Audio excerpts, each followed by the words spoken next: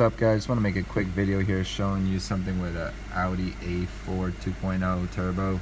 So when you scan it on a generic scanner, the codes I get is a P0171, and as you can see I have 4 codes stored and they are all P0171, right?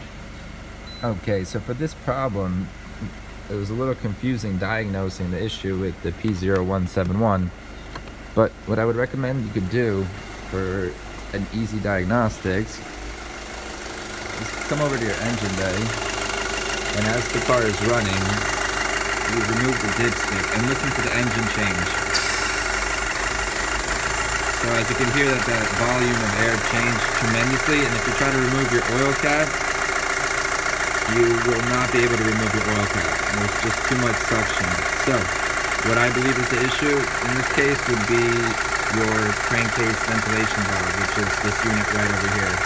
Alright, and I'll also show you the Rostec codes and how they differ from the generic scanner codes. In the meantime, I just want to show you another thing.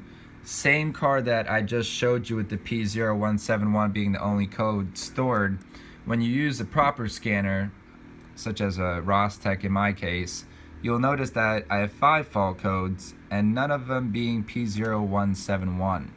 These codes actually made it a lot easier to diagnose the issue. Instead, what I had was a P2187 mil on, meaning that's the reason the check engine light is on, and the system tooling at idle.